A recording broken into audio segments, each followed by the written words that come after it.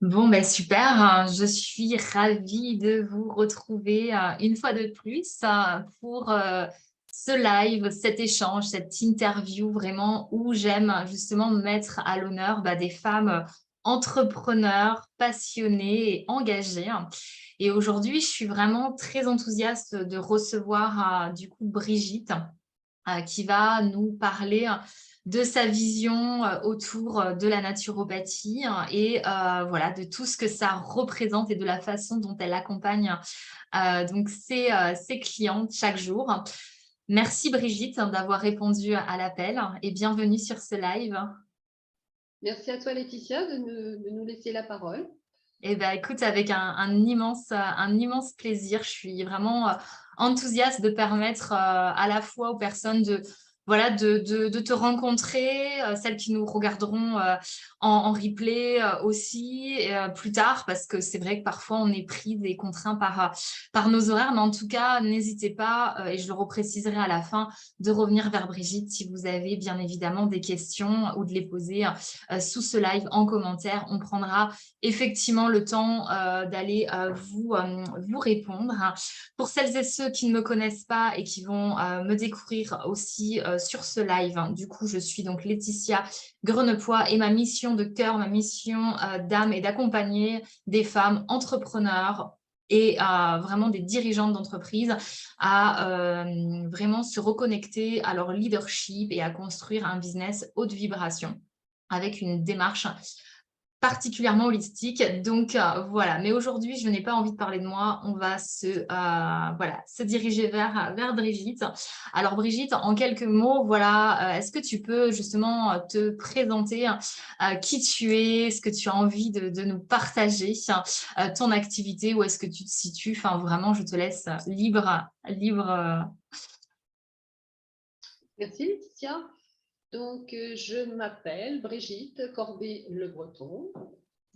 Je suis naturopathe et dans ce cadre, c'est bon, bien évidemment tout un cheminement, toute une évolution.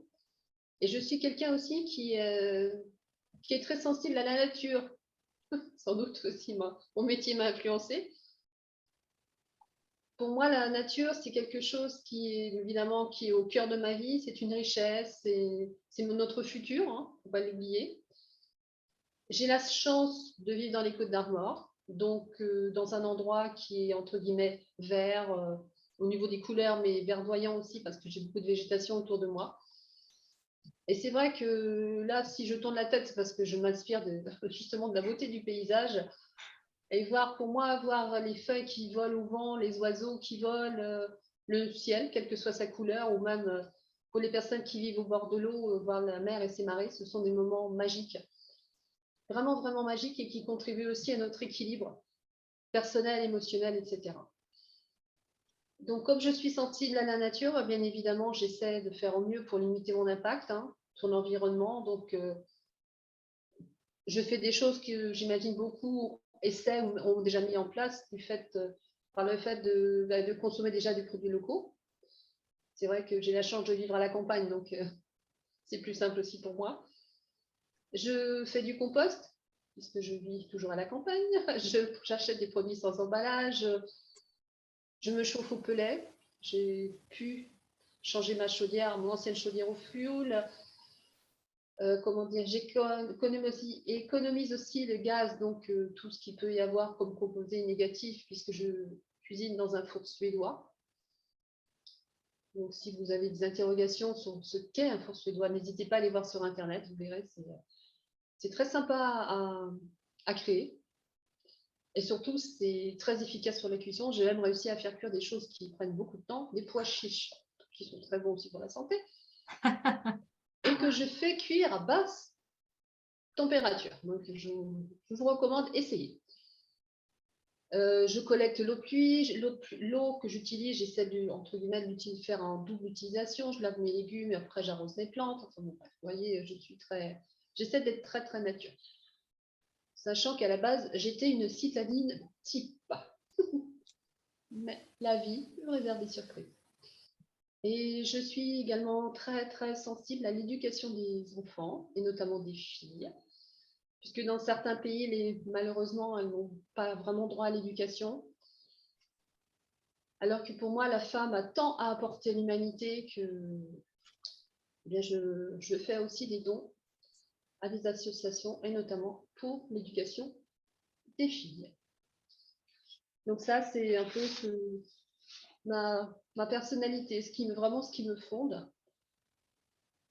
Je l'ai dit, je suis naturopathe. Et la naturopathie, c'est quoi? Eh bien, en fait, c'est une médecine traditionnelle qui est reconnue par l'OMS. C'est même la 3e médecine traditionnelle après la médecine traditionnelle chinoise et l'Ayurveda. Et d'ailleurs, dans ma approche naturopathique, je mets, entre guillemets, quelques petites touches de médecine traditionnelle chinoise, puisque ça fait au moins 3000 ans qu'ils utilisent leurs techniques, qui ont été plus que validées et suivies des faits. Et donc, ce qui me plaît particulièrement dans la naturopathie, c'est que, en fait, c'est une médecine holistique, c'est-à-dire que cette médecine traditionnelle prend en compte l'être humain, mais dans sa globalité, c'est-à-dire aussi bien au niveau physique, émotionnel que spirituel. Alors, rassurez-vous, spirituel, ça n'est pas uniquement être croyant en une religion quelconque. Simplement, croire que la nature est belle, c'est déjà une forme de spiritualité. Donc, c'est vraiment la spiritualité au sens large. Dans cette profession, l'écoute et l'observation, à la fois du corps, des comportements, etc., sont vraiment très, très, très importants. Je l'ai dit, je vis dans les Côtes-d'Armor. Et à l'origine, je suis une Nantaise. C'est pour ça que je dis une citadine. Même si avec mes parents, j'ai eu la chance l'été d'aller dans la maison de mes grands-parents où j'étais aussi à la campagne. Et dans cette vie antérieure où de Nantaise, j'ai aussi, je travaillais dans les bureaux, je faisais partie de ce qu'on appelle des administratifs. Je m'occupais de la comptabilité et de la gestion. Donc de cette période de vie, j'en garde une certaine logique, une certaine méthode de travail, un respect des procédures. Je suis très respectueuse des procédures. J'ai aussi, ça en découle une certaine rigueur, une certaine logique. Mais je ne suis pas que ça. J'ai également été bénévole pendant une 15aine d'années dans une ONG. Et ça, pour moi, a été très, très formateur, très important, très intéressant, du fait des échanges que j'ai pu avoir avec les personnes que je n'aurais jamais rencontrées dans ma vie autrement.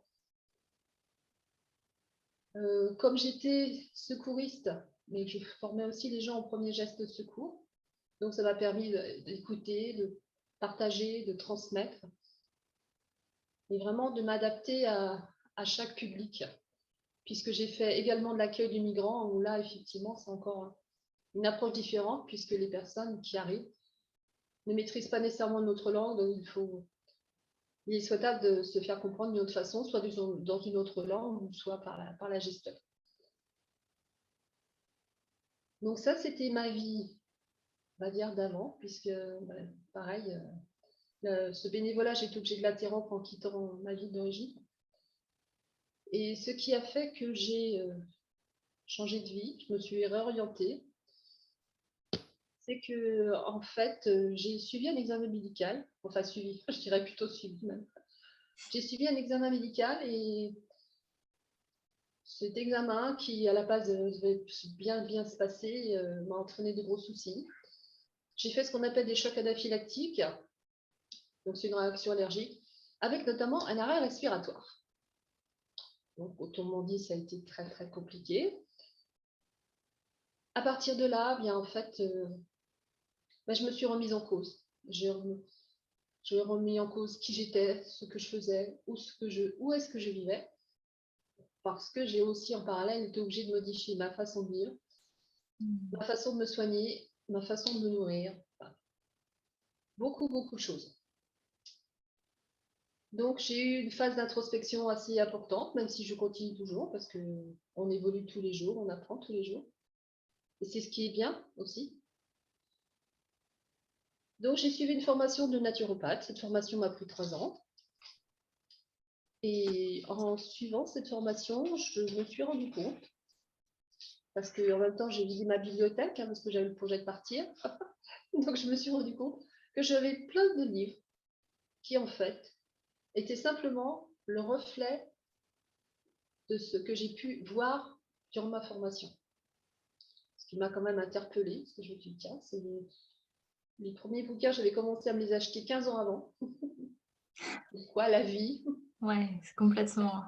La vie, des fois, vous propose des choses et on ne fait pas toujours attention, parce qu'on se dit, bah oui, c'est normal, je suis intéressée par les plantes, oui, tout à fait logique, jusqu'au jour où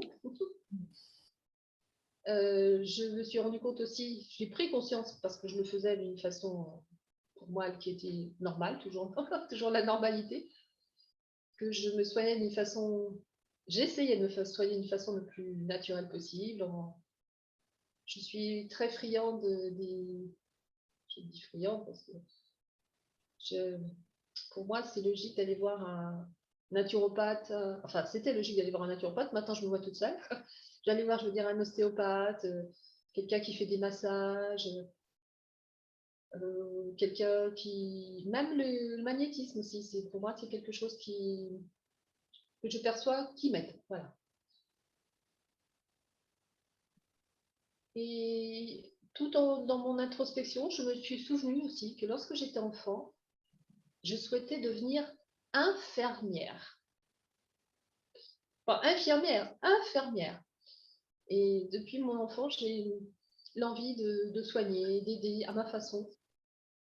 Et là, j'ai vraiment trouvé la profession justement qui me permettait de relier toute ma vie, de faire une boucle par rapport à ce que j'ai pu être et ce que je suis toujours. Et ça. Donc, j'ai vraiment découvert mon chemin de vie. Wow. Grâce à malheureusement à cette expérience de vie plus que douloureuse qui Ouais. a laissé des séquelles physiques, mais je me suis trouvée. J'imagine que oui, c'est pas sans c'est pas sans rien non plus, toutes ces, voilà. Mais en même temps, merci de le partager, je trouve, en toute transparence, en toute humilité, et authenticité. C'est pas évident de parler effectivement de tout ça et en plus enfin, en grand public. Et je trouve que voilà, souvent bah, dans nos parcours de vie, nos chemins, comme tu viens de l'exprimer, nos expériences, bah, recèlent justement quelque chose d'extraordinaire. Et pourtant, comme j'ai beaucoup aimé ce que tu as nommé comme étant, bah, j'avais plein de choses autour de moi et oui, ils étaient là, les bouquins, etc. Sans pour autant me dire que j'allais un jour en faire pleinement mon métier. Et c'est exactement ce que j'étais en formation hier et avec des créateurs d'entreprises. Et c'est exactement ce que j'ai dit. J'ai dit, ben, parfois, enfin, j'avais des choses autour de moi et soit on les réfute, soit elles sont là. Mais en fait, et puis un jour, ça devient pleinement finalement ce pourquoi tu as envie de contribuer.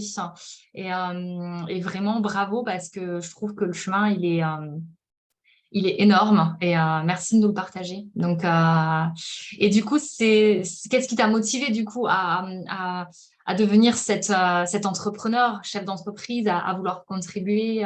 C'est ce chemin-là, mais tu aurais pu peut-être le faire d'une autre façon, mais finalement, tu as choisi d'entreprendre. Donc, qu'est-ce qui t'a motivé à aller dans cette voie-là particulièrement? C'est le fait de faire justement faire le lien avec mon enfance, avec tout ce que j'ai pu vivre. Parce que là, bon, effectivement, j'ai partagé ça. Pour moi, j'ai hésité entre guillemets à le dire parce que c'est vrai que ça fait partie de mon histoire personnelle. Mais c'est aussi surtout pour mettre en avant que quelles que soient les épreuves que l'on peut avoir, il est possible de rebondir. La preuve. Et oui, je suis vivante, je suis là, bref. Bon. Donc, je souhaitais aussi, vraiment, surtout avec le contexte actuel où on voit des choses, on vit des choses qui sont quand même très, très perturbantes. À partir du moment où on a toujours cette vie qui est en nous, on peut toujours rebondir, même face à de grosses, grosses difficultés. Et justement, comme j'ai eu de grosses difficultés tout au long de ma vie, en fait, je souhaitais me réorienter. Plus jeune, je souhaitais devenir infirmière. Cette fois-ci, j'étais grande, je souhaitais devenir. Malheureusement, mon père est décédé, comme on dit, d'une suite d'une longue maladie. Donc, je me suis dit, me retrouver infirmière face à des personnes comme lui, Dans le cadre d'un hôpital, je me suis dit, voilà, c'est quand même, pour l'instant, je ne suis pas armée pour le faire. Donc, quelques années plus tard, je me suis dit, oh, être ostéopathe, ça peut être sympa. Et puis, en fait, je me suis rendu compte que ma formation n'était plus pas suffisamment solide au niveau connaissance du corps, ce genre vraiment approfondi, parce qu'il faut quand même être très, très calé en sciences physiques, etc. Ce qui n'était pas le cas de mon parcours, puisque moi, je suis plutôt gestionnaire, même si j'ai fait de la technique d'organisation, etc., mais à des niveaux assez élevés, mais ça n'a rien à voir avec la physique-chimie.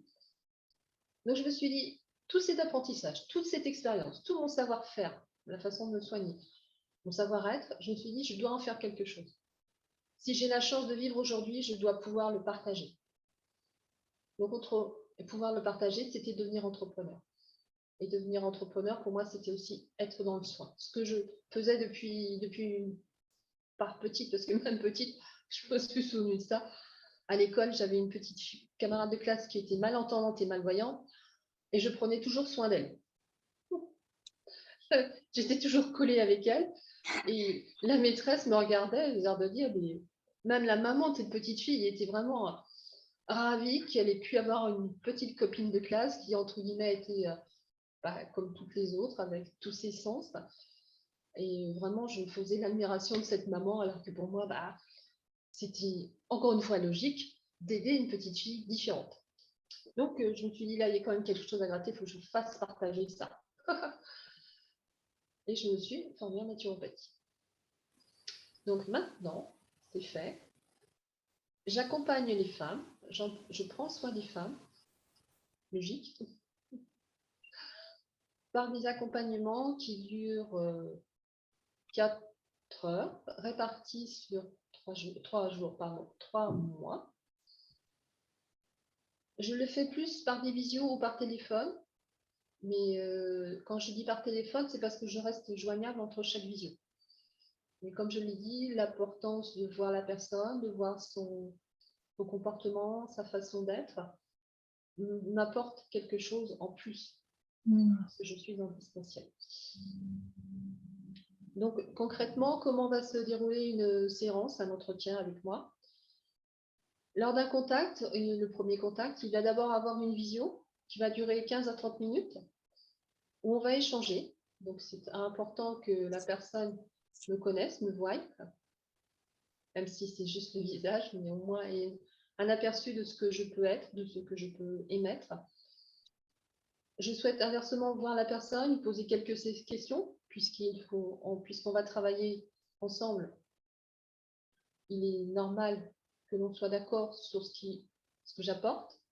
Si la personne peut recevoir ce que j'apporte, la façon dont je l'apporte, puisque c'est un métissage entre la naturopathie, mais avec teinté un peu de médecine traditionnelle chinoise. Donc, c'est ma façon d'être. Et à partir du moment où on est d'accord, par rapport à ce que souhaite faire la personne et ce que je lui propose, puisque je me rappelle, une personne qui décide d'aller voir un naturopathe s'investit. C'est vraiment la personne qui prend soin d'elle, qui prend soin de son corps, même si moi, je suis là pour lui tendre la main. Et donc, je vais entrer là un petit peu en détail, plus, on va dire, dans la séance. Alors, au départ de toute séance, après l'entretien qui dure 15-30 minutes de découverte, il y aura ce qu'on appelle une anamnèse.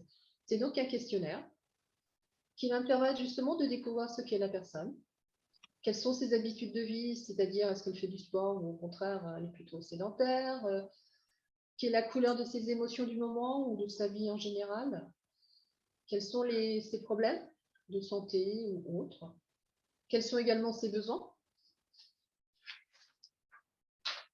Et à partir donc de toutes ces informations, je vais, je vais découvrir la teinte de cette personne et je vais pouvoir lui expliquer, lui prodiguer des conseils. Alors, quand je dis des conseils, c'est vraiment variable, c'est en fonction vraiment puisque c'est personnalisé, chaque entretien est personnalisé. Je parlerai d'alimentaire parce que ça, c'est le b.a.-ba de toute constitution humaine. On a tous besoin de manger, même si boire, c'est plus important. Boire de l'eau, je précise, de l'eau. S'hydrater, c'est très, très important, puisqu'une personne peut rester 24 ou 48 heures sans manger, mais elle ne pourra impérativement pas rester sans s'hydrater. Donc, je vais donner des conseils alimentaires. Je peux lui conseiller aussi de l'automassage, lui expliquer les bienfaits des plantes ou au contraire de la gémothérapie. Gémothérapie, ce sont des bourgeons. Je peux lui conseiller aussi d'utiliser des mudras. Alors, les mudras, c'est avec ses mains. En fonction des doigts que l'on utilise, on mobilise des méridiens d'énergie. Pour ça, je parle de médecine traditionnelle chinoise. Ce qui est important aussi, ça peut être de réciter des mantras, au moins pour calmer l'esprit quand on se sent vraiment très, très perturbé. L'importance de la respiration au quotidien. C'est quelque chose que l'on a tendance à oublier puisque c'est quelque chose que l'on pratique sans s'en rendre compte. Mais quand on est passé dans un parcours comme le mien, on se rend compte effectivement que la respiration, c'est plus que vital. La visualisation aussi, c'est important. Les couleurs, que ce soit celles que l'on regarde, mais celles que l'on porte. Pour la gestion des émotions, j'utilise aussi les fleurs de bac, les huiles essentielles en olfactif, je précise. Pour moi, c'est ce qu'il y a de plus facile à utiliser et surtout de moins contraignant. Parce que les huiles essentielles sont excellentes, mais nécessitent quand même un principe de précaution assez important. Donc voilà pendant 2 heures ce que je peux faire. Et à l'issue de cet entretien, donc les 3 entretiens, ce que j'ai dit quand j'étais basée sur 3 mois, j'adresserai par mail ce que j'appelle des petits bonus. C'est-à-dire que je vais donner vraiment des fiches pratiques. Par exemple, sur l'automassage, je précise vraiment sur le visage où se trouve ce point à stimuler pour renforcer quelque chose.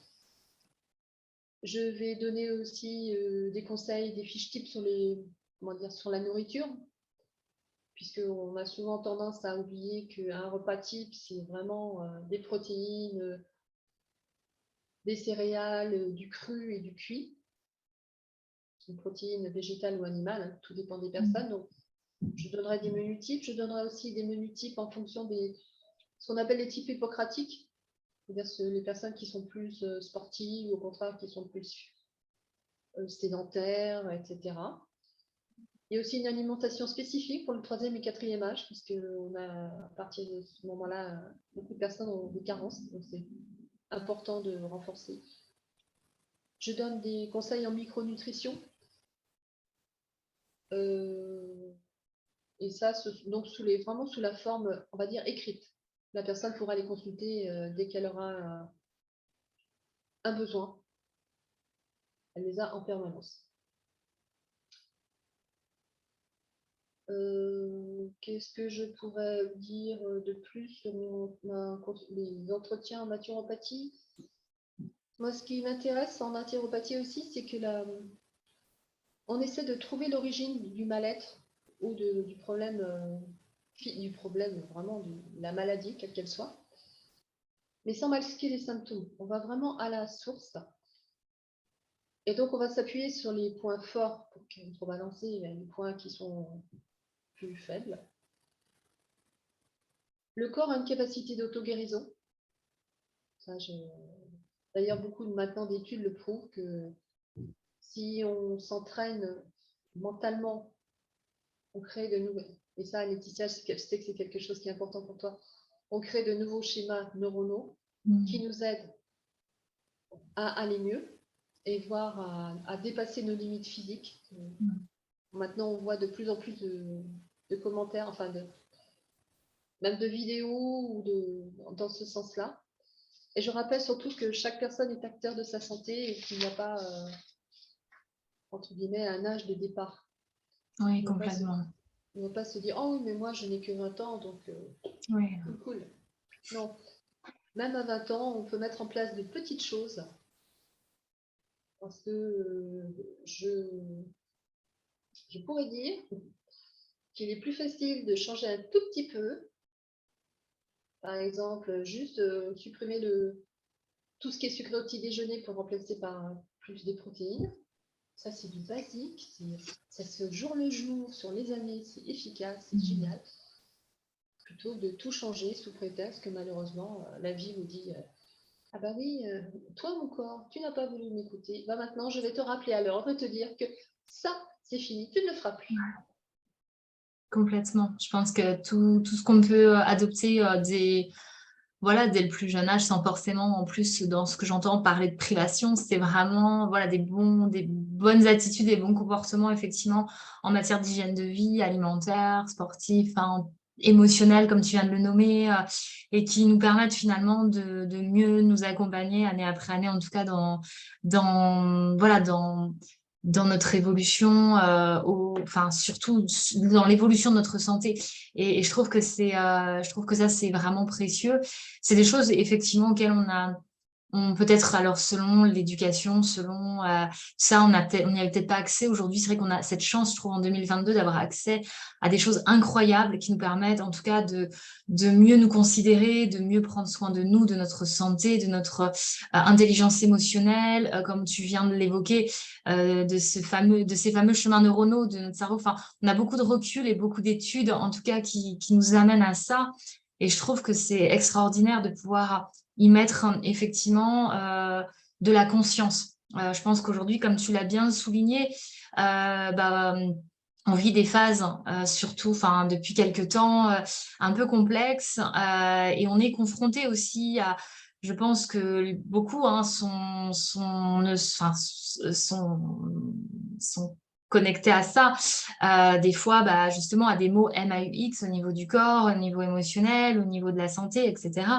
Et je pense que clairement, aujourd'hui, nombreuses comme toi tendent aussi à dire que notre alimentation et la façon effectivement dont on mène aussi notre hygiène de vie a un impact aussi sur tout ça.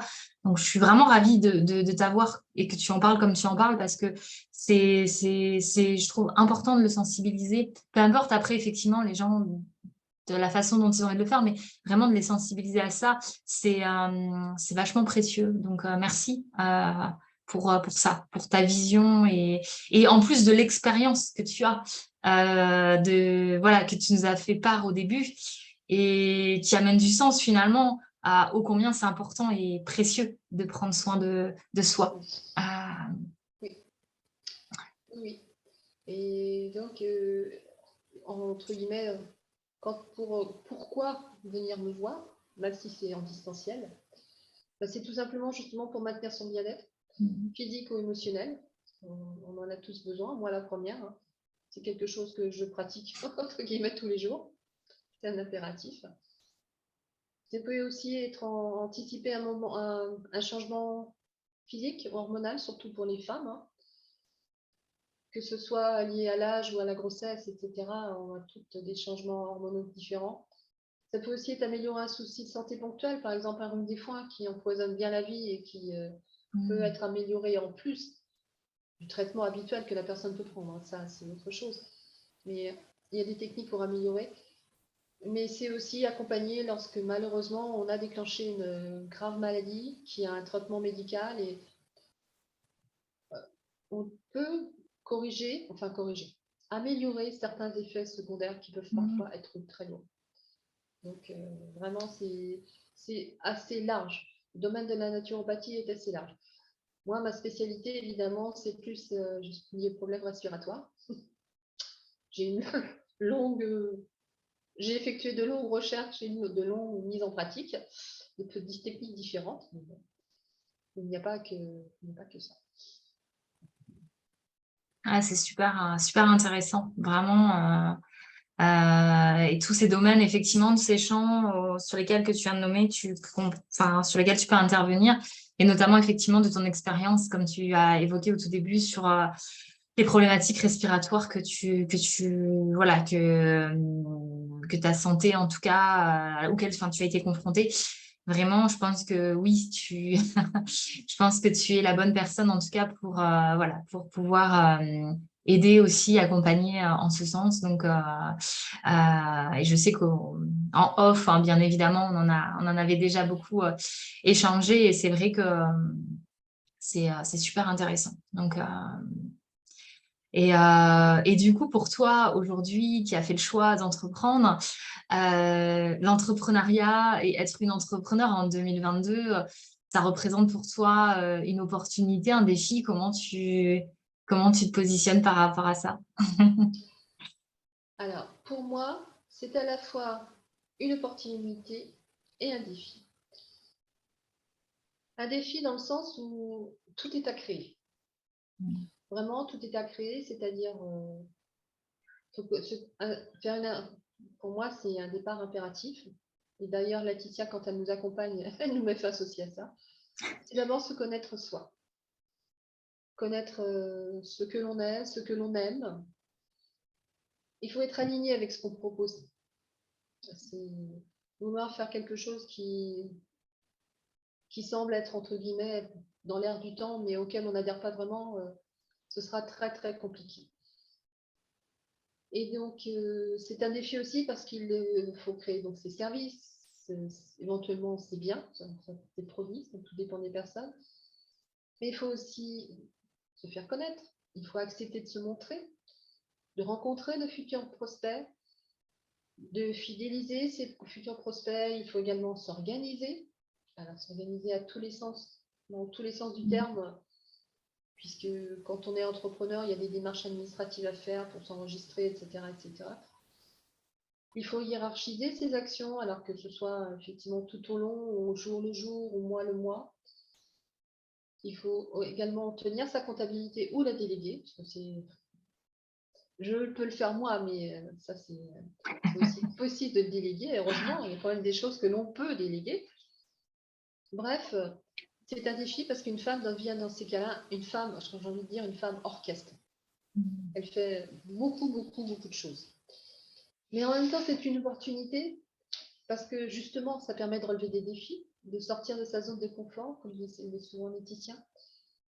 Ça permet aussi de prouver à soi, et c'est aussi important, que l'on peut réussir, que l'on peut faire autre chose, même si à la base, on était parti pour, comme moi, être plus en relation avec les personnes, mais d'une façon différente, j'ai envie de dire. Que l'on peut réussir à tout âge, que l'on soit une femme, que l'on ait des formations, beaucoup, beaucoup de formations, ou au contraire, que l'on en ait très, très peu. C'est vraiment mettre en pratique ses valeurs et ce que l'on est. Donc c'est vraiment ça, pour moi, c'est même si on est différente, entre guillemets, il est possible de réussir. Donc c'est vraiment une opportunité. Ah, c'est chouette, ça. Ouais, c'est vrai que c'est bien d'avoir souligné aussi tous ces défis parce que ils font partie enfin, du contrat, on va dire, de l'entrepreneuriat. C'est vrai que pour moi, je le dis souvent, quand on décide ou on fait le choix d'entreprendre, enfin voilà, il y a quand même des manches à relever et quelques défis à relever aussi. Donc, et comme tu l'as souligné, il y a des choses qu'on peut déléguer si on le souhaite. Et c'est ce qui nous permet effectivement après de précisément rester dans notre zone de génie. Mais au début, c'est vrai que parfois, on n'a pas le choix que de mettre les mains dedans. Et je trouve même intéressant de mettre les mains dedans parce que même si on fait le choix de déléguer, au moins, on comprend aussi le mécanisme de l'entreprise, de son fonctionnement. Et ça, c'est super intéressant. Et puis, bah, l'opportunité, comme tu viens de le dire, pour ces éléments que tu viens de relever, qui sont puissants aussi, et se permettre d'être aussi, hein, c'est vrai que, et peu importe, comme tu l'avais précisé tout à l'heure, peu importe l'âge, peu importe là où on en est, on peut toujours effectivement le faire et se donner l'opportunité hein, de le faire. Donc c'est un beau message. Et du coup, qu'est-ce que tu auras envie de partager justement à des entrepreneurs, des chefs d'entreprise, des porteuses de projets, en tout cas, qui nous écoutent, s'il y avait un message que tu avais envie de retranscrire? Euh, Oui, enfin, pour moi, il y a plusieurs messages. C'est déjà le fait que, je l'ai dit tout à l'heure, on apprend tous les jours. Mm. Donc avec ça, on grandit tous les jours, on évolue tous les jours. Donc il est souhaitable de ne jamais renoncer. La vie n'est pas un long fleuve tranquille, il y a des phases hautes, il y a des phases plus basses, mais il est toujours possible de rebondir. Le plus important, c'est vraiment de rêver dans le sens positif du terme, de visualiser qu'il est possible de faire autre chose, de vivre autrement. Et surtout, justement, si ce que l'on souhaite faire et ce que l'on pense faire sont vraiment alignés avec ce que l'on est, si c'est vraiment juste, pertinent, on trouvera des gens sur notre chemin qui nous aideront. Ça a été mon cas. Je me suis cherchée et le jour où j'ai, entre guillemets, décidé de devenir naturopathe, je me suis dit, je fais comment? Internet, bien évidemment, pour avoir les écoles. J'avais une école sur Nantes, puisque je suis une Nantaise. Et en regardant le descriptif, je ne me sentais pas vraiment inspirée. Je me dis, non, c'est allez, très bien, très bien, très bien. Il n'y a pas de souci, mais j'avais envie de vivre autre chose et surtout de vivre ailleurs. Donc je me suis dit, je vais chercher une école ailleurs. Et comme par hasard, en parlant un jour à ma belle-mère, elle me dit, mais je connais quelqu'un qui suit une école de formation là où je vis. Elle m'a donné ses coordonnées. J'ai pu entrer en contact avec le directeur de l'école. Il m'a dit, oui, pas de souci, vous êtes dans le profil, vous pouvez intégrer mon école. Vous êtes la bienvenue. Donc j'étais sur le bon chemin et tout s'est ouvert. Donc surtout, ne renoncez jamais. Et la meilleure façon de savoir, surtout, commencez par essayer. Ouais. C'est bien vrai ça. Complètement, complètement, c'est ça. C'est comme tu dis, la meilleure façon de le savoir, c'est d'essayer, parce que c'est sûr que voilà, si et de persévérer aussi, parce que c'est vrai que c'est ce qui va permettre vraiment de, comme tu l'as fait, hein, de sortir voilà de cette zone et de permettre en tout cas de contribuer pleinement aujourd'hui. Et quelle est la plus-value pour toi aujourd'hui? D'avoir été coachée, accompagnée dans ton activité entrepreneuriale? Alors, donc j'ai suivi la formation naturopathe. Quelque part, j'ai été coachée, puisque j'ai appris des Complètement. techniques différentes, etc. Mais une fois que j'avais cette formation, je me suis dit, oui, mais il y a toute la création d'entreprise, tout ce qui est annexe, même si je suis en micro-entreprise, même si je suis considérée comme travailleur indépendant. Mais il y a beaucoup de choses à mettre en place. Et justement, le fait d'avoir une personne qui vous coach, ça permet de prendre du recul par rapport à soi, par rapport à son projet, d'avoir un bon éclairage, de se poser, entre guillemets, la personne, comme Laetitia, va vous aider à vous poser les bonnes questions, à aussi sortir de votre tête, parce que très souvent, on commence notre petit scénario, on déroule le film, mais j'ai envie de vous dire, au bout d'un certain temps, on en a plein la tête et on ne sait plus trop dans quel sens aller et comment le mettre en pratique. Donc on va avancer plus vite, on va avancer mieux, plus sereinement aussi, puisqu'on sait qu'on peut avoir un retour d'expérience, on n'est plus seul. C'est très très important ça. On n'est plus seul, on se fait accompagner. On a des retours d'expérience, on a des conseils, on a des supports techniques, puisque Laetitia nous donne, nous aide à nous poser des questions et nous donne des supports techniques. Je ne dévoile pas ces techniques, mais elles sont vraiment top. Et en plus, une chose, un bénéfice que je constate depuis longtemps, mais que je n'avais pas verbalisé, c'est que lorsque vous contactez Laetitia, elle rayonne. Et rien que ça, lorsque vous vous posez plein de questions et que vous avez en face de vous un visage avenant et qui sourit, vous avez votre petite lueur en disant, bon, je ne suis pas seule. Si Laetitia y arrive, pourquoi moi, je n'essaierai pas de vivre la même chose?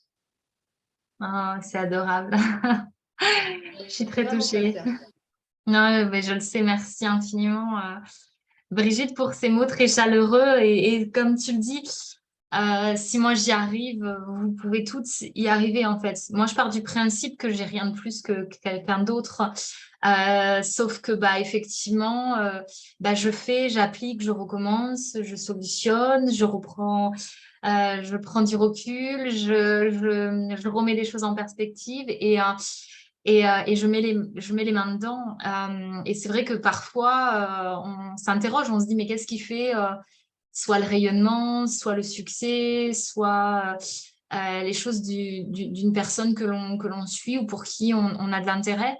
Mais en fait, c'est que, bah, comme tu viens de le souligner, bah, et ce que tu fais, c'est que je mets en pratique, j'y vais et j'y vais, quoi. Donc, et tout simplement, je pense que ça change beaucoup de choses, même si parfois on peut avoir des peurs, des doutes, et des résistances, on en rencontrera tout le temps, hein. Dire qu'il n'y en a pas, c'est mentir, hein, je pense, clairement. Elles sont là. Notre cerveau reptilien est toujours là pour nous rappeler quand même qu'il existe. Donc, mais en tout cas, c'est chouette, hein. Bravo pour waouh, tout ce chemin. Enfin, moi, en tout cas, j'en suis très admirative et c'est pour ça que j'étais très heureuse que tu le partages aujourd'hui au plus grand nombre et aussi de t'accompagner parce que je sais que tu es très fidèle aussi dans ta, comment dire, comme tu l'expliquais tout à l'heure dans ton métier, bah parfois, effectivement, il faut prendre soin de soi, il faut mettre de l'attention sur son alimentation, sur son activité physique, sur ses émotions, etc. Et en fait, toi, tu incarnes ce que tu dis parce que toi aussi, tu prends le temps de te former, d'être accompagné, d'être coaché, de suivre les formations, les immersions, enfin, etc. Tu es tout le temps gage de progression sur toi, en fait. Donc, et ça, pour moi, je trouve que c'est hyper intéressant parce que tu l'incarnes. Donc c'est chouette. Pour moi, c'est important. Et quelqu'un un jour m'avait même dit, mais tu es une éternelle étudiante. Mais oui, tant que la vie est là, on apprend tous les jours et au contraire, on découvre. C'est c'est important de rester entre guillemets. Certains appelleraient une phase de veille, une veille active. De Oui. nouvelles techniques sortent, de nouvelles études sur le comportement, sur le cerveau, sur les cellules. Mais c'est magique de pouvoir justement, je suis là, je, je collecte des infos et je souhaite vraiment les transmettre pour qu'elles puissent vivre au jour le jour. C'est comme lorsque je pratiquais les premiers gestes de secours. Je me disais si au cours des personnes que j'ai pu former, si même une seule, réalise ces gestes de secours et sauve une personne, et j'ai réussi ma mission. J'ai transmis quelque chose, ça a été appliqué, ça a sauvé une vie. C'est génial. Ah, c'est super. J'aime beaucoup cet état d'esprit, effectivement. Et comme tu dis, oui, on a beaucoup de choses aujourd'hui qui nous sont amenées hein, en termes de compréhension ou de transmission. Et après, à chacun ou chacune d'en décider ce qu'il a envie ou pas de faire avec. Mais c'est vrai qu'on a cette opportunité. Pour moi, je pars du principe que ça reste écologique pour soi, pour toi et pour le monde. Donc, ça vaut quand même le coup d'essayer. Oui, oui, oui. L'important, c'est d'essayer. On réussira toujours de toute façon, puisqu'il y aura toujours une expérience avec nous. Complètement, complètement, c'est ça. Même si parfois on la voit pas tout de suite, hein, mais sur le moyen ou le long terme, de toute manière, ça sera quelque chose de précieux. Donc, c'est chouette, hein. Est-ce qu'il y a quelque chose que tu veux rajouter, Brigitte, par rapport à... Non, merci encore Laetitia de m'avoir permis de réaliser cette interview. C'est vrai qu'à la base, même si j'ai eu l'occasion à travers l'expérience de ma vie de parler en grand public, c'est toujours un peu impressionnant. Mais donc, merci pour ton accueil, merci pour ton écoute. Je sais que tu es une facilitatrice et c'est vraiment très, très important. Merci encore. Eh ben, écoute, avec un immense plaisir. Merci à toi pour tes chaleureux retours. Merci pour ton expérience, comme je le dis, vraiment que tu nous as partagé en toute transparence, humilité, authenticité, qui parle vraiment de quelque chose de profond parce que ça part d'un vécu, tu vois. D'avoir su voilà, nous l'exprimer comme tu l'as fait. Je trouve que waouh, je trouve que c'est extraordinaire. Donc, merci et j'espère vraiment que vous puissiez toutes et tous prendre le temps de regarder cet échange aujourd'hui. Nous, on manquera pas de le diffuser et prenez le temps en tout cas de contacter Brigitte. Donc d'ailleurs à ce sujet, on peut te retrouver sur les réseaux sociaux. Pour l'instant, je suis principalement sur Facebook, mais je vais sans doute créer une page Insta, voire LinkedIn. Ok, super. Bon, bah écoutez, au moins déjà, vous pouvez la contacter sur Facebook, donc n'hésitez pas, vous retrouverez ses coordonnées, vous lui envoyez un petit message. Si vous avez une question particulière à lui poser, n'hésitez pas. Voilà, c'est l'occasion, c'est l'occasion. En tout cas, merci à toutes les personnes qui ont participé à ce live et toutes celles qui le regarderont plus tard. Nous, on n'a plus qu'à vous souhaiter une très belle et lumineuse journée et on vous dit à très bientôt. Belle fin de journée. Belle fin de journée et merci infiniment Brigitte pour ta présence aujourd'hui sur ce live.